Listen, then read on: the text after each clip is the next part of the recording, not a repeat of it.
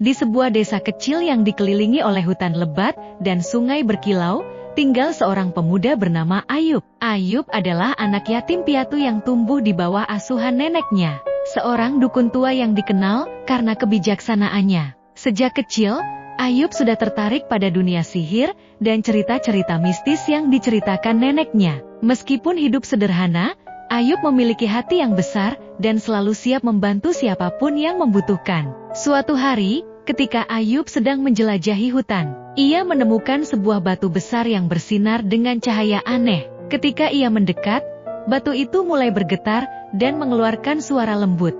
"Aku adalah Mitos, penjaga hutan ini. Hanya orang yang berhati tulus yang dapat membangkitkanku," kata suara itu. Ayub terkejut, tetapi ia merasa ada sesuatu yang akrab dengan suara itu. Mitos menjelaskan bahwa hutan sedang dalam bahaya. Sebuah makhluk jahat, yang dikenal sebagai kegelapan, telah muncul dan mengancam keseimbangan alam. Kegelapan ingin menyerap semua cahaya dan keindahan dari hutan, untuk memperkuat kekuasaannya. Mitos meminta Ayub untuk membantunya mengalahkan kegelapan, dan menyelamatkan hutan.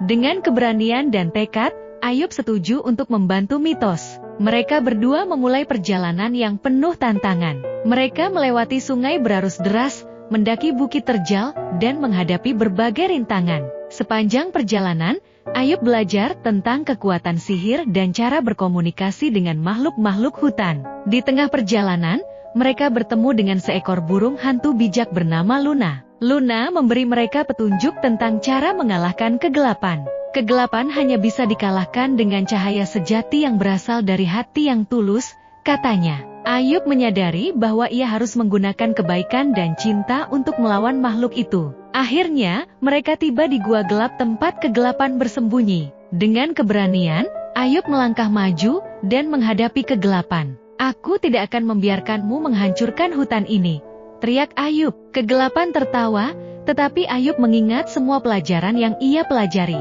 Ia mengumpulkan semua kebaikan yang ada dalam hatinya, dan mengeluarkan cahaya yang bersinar terang. Cahaya itu menyinari gua, dan kegelapan mulai mundur. Dengan satu serangan terakhir, Ayub mengarahkan cahaya itu ke arah kegelapan, dan makhluk itu hancur menjadi debu. Hutan kembali cerah, dan Mitos berterima kasih kepada Ayub atas keberaniannya. Sejak hari itu, Ayub dikenal sebagai pahlawan desa. Ia tidak hanya menyelamatkan hutan, tetapi juga belajar bahwa kekuatan sejati berasal dari hati yang tulus dan niat baik. Mitos tetap bersamanya, dan mereka berjanji untuk menjaga hutan bersama-sama selamanya.